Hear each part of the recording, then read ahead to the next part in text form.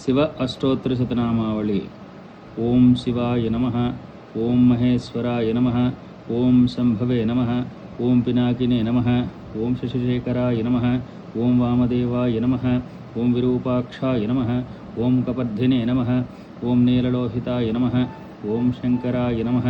ఓం శూలపాణిన్యే నమః, ఓం కట్వాంగినే నమః, ఓం విష్ణువల్లభాయ నమః, ఓం సిపిపిష్టాయ నమః, ఓం అంబికానాదాయ నమః, ఓం శ్రీకంఠాయ నమః, ఓం భక్తవత్సలాయ నమః, ఓం భవాయ నమః, ఓం శర్వాయ నమః, ఓం త్రిలోకేశాయ నమః, ఓం సితికంఠాయ నమః, ఓం శివప్రియాయ నమః, ఓం ఉగ్రాయ నమః, ఓం కపాలినే నమః, ఓం కామారయే నమః, ఓం అంధకాసురవదనాయ నమః,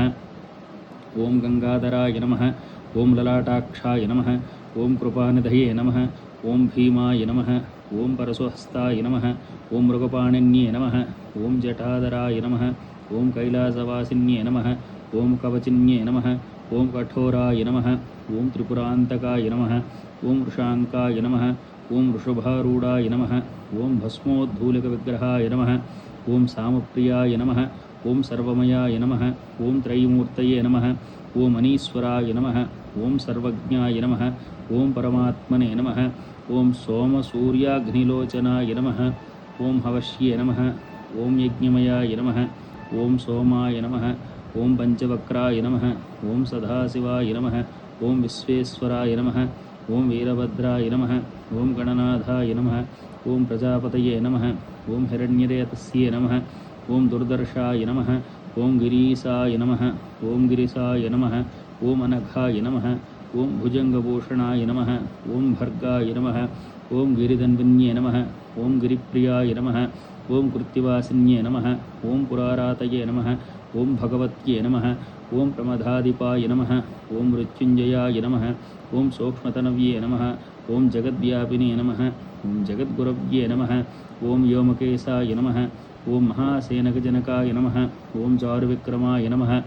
ఓం రుద్రాయ నమః, ఓం భూతపతయే నమః, ఓం స్థాణువ్యే నమః, ఓం మహిద్బూద్యాయ నమః, ఓం దిగంబరాయ నమః, ఓం అష్టమూర్తయే నమః, ఓం అనేకాత్మన్యే నమః, ఓం సాత్వికాయ నమః, ఓం శుద్ధవిగ్రహాయ నమః, ఓం శాశ్వతాయ నమః, ఓం కండపరసవ్యే నమః, ఓం అజాయ నమః, ఓం పాశవిమోచనాయ నమః, ఓం మృడాయ నమః, ఓం పశుపతయే నమః, ఓం దేవాయ నమః, ఓం మహాదేవాయ నమః, ఓం అవ్యయాయ నమః,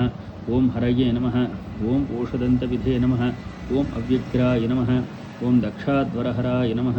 ఓం హరాయ నమః, ఓం భగనేత్రాభిధే నమః, ఓం అవ్యక్తాయ నమః, ఓం సహస్రాక్షాయ నమః, ఓం సహస్రపాదయే నమః, ఓం అపవర్గప్రదాయ నమః, ఓం అనంతాయ నమః, ఓం తారకాయ నమః, ఓం పరమేశ్వరాయ నమః. ఇది శ్రీ శివ అష్టోత్తరశతనామావళి సమాప్తః.